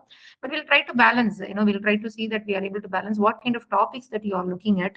Okay, and how do you find this whole webinar series all about அப்படின்ற உங்களுடைய feedback மிஸ் பண்ணாம கொடுங்க. Apart from that, you can also drop your feedback even in our Google review கூட நீங்க வந்து பண்ணலாம். Googleலயும் வந்து you can drop the review. But another important thing is we will also be coming up with more such webinars. அதனால வந்து please stay connected. இப்போ நீங்க எந்த சேனல் மூலமா நீங்க வந்து எங்களை ரீச் பண்ணீங்க, இந்த வெபினார் பண்ணீங்கன்றது தெரியல. But I will also tell you what are all the channels which are available for you to reach us. Obviously, most of you will know, that there is a social media platform on GST with Sharda. So where it is in Instagram or this LinkedIn, YouTube, we are having. Apart from that, we are also having all these, GGSH and Skill Insta and Insta as well as this LinkedIn platform is also there. And one important thing is, இது வரைக்கும் நடந்த இந்த webinar seriesல இந்த 4 session நடந்தது இல்லையா, இதோடைய documents நீங்க போய் ஆக்சஸ் பண்ணணும் அப்படின்னா அந்த documents you can access anytime in our official website. So GGSH உடைய அஃபிஷியல் வெப்சைட்ல போயிட்டு GGSHல ஒரு வெபினார்னே அதுக்குன்னே ஒரு செப்பரேட்டா ஒரு காலம் இருக்கு. அதுல நீங்க போனீங்கன்னா any time you can go and download this. Not only இந்த டாக்குமெண்ட் மட்டும் நான் சொல்லல. இதுக்கு முன்னாடி நடந்த மூணு செஷன்ஸ்மே சரி, எல்லா டாக்குமெண்ட்ஸ்மே. இது மட்டும் இல்லாம வந்து நாங்க நார்மலா போடக்கூடிய அந்த போஸ்ட், அந்த ரைட் அப், அந்த பிளாக்ஸ், இது எல்லாமே all these data, all these documents are available in our GGSH website. So adula poitu you can access all these information. Okay, so any of the past information, not only the present information. So that will be one source. ஏன்னா நிறைய பேர் வந்து session முடிஞ்சதுக்கு அப்புறம் எனக்கு ஒரு message அனுப்புறீங்க, please share the PPT, please send the document, it was good அப்படின்றது. ஸோ ஸ்டாண்டிங்காவே வந்து all these documents can be accessed in our website. Okay, apart from that இந்த மாதிரி செஷன்ஸ் நடக்கும்போது உங்களுக்கு ஸ்பெசிஃபிக்கா அதை பத்தின ஒரு கம்யூனிகேஷன் வரணும் அப்படின்னா ஃபீட்பேக் ஃபார்ம் ஃபில்அப் பண்ணீங்கனாலே உங்களுக்கு வரும். எப்படின்னா ஃபீட்பேக் ஃபார்ம் ஃபில்அப் பண்ணும்போது நீங்க கொடுக்கக்கூடிய கான்டாக்ட் நம்பர் வந்துட்டு that will be saved in our broadcast list. Will not do, நாங்க தேவையில்லாம வேற எந்த கம்யூனிகேஷனும் உங்களுக்கு வராது. இந்த மாதிரியான இம்பார்ட்டன்ட் நாலேஜ் அப்டேட்ஸ் வரும். அதை தவிர இந்த மாதிரி செஷன் நடக்கிற அப்டேட்ஸ் வரும். So these are the only two information that you'll be receiving through this broadcast. So adula if you want to be actually added அப்படின்னா you just need to fill up the feedback form. அது நீங்க fill up பண்ணீங்கனாலே போதும். Feedback form உங்களுக்கு எப்படி வரும் அப்படின்னா, இந்த session முடிஞ்ச உடனே உங்களுக்கு ஒரு மெயில் வரும். அந்த மெயில்லயே உங்களுக்கு வந்து feedback form will also be available. அந்த லிங்க்ல போயிட்டு நீங்க சப்மிட் பண்ணாலே போதும். You'll be part of us. You will be traveling with us for any of the future sessions also. Okay, so with that note, thank you so much for all the participants. And in fact, as Karthikeyan rightly pointed out, the political thriller போயிட்டு இருக்கும்போது வந்து இந்த ஒரு 1 hour spare பண்ணதே பெரிய விஷயம் தான். ஐ sincerely hope இந்த செஷன் போகும்போது யாரும் நடுவில் உங்களோட இன்ஸ்டா போயிட்டு என்ன நடக்குது ஏதுன்ற மாதிரி பார்க்கலன்றது I sincerely wish and hope. Okay, so you can continue, you can go back to the political thriller. Okay, so with that note, thank you so much to all the participants, and thanks to Karthikeyan as well as our entire team. In fact, I want to thank the previous speakers also. Previous speakers, whomever we had as part of this session, including I think we had Anuj, Satya, Gopinath, Akshaya, and our important coordinator to convene all these things, Vaijayanti, and our founder Gokula Krishnan. I think I just want to thank the entire GGSH team, because without the entire team efforts, indukku vandu pesradhu naanga rendu per dhaan, but to be honest, behind the scene there are a lot of people, including the posters creation are done by Pragdish. I think I just want to take this as an opportunity to thank everybody, not only the participants but also our own team who is behind the scene to actually support in this entire journey. So thanks a lot for all the participants. Happy weekend and happy evening. Thank you so much.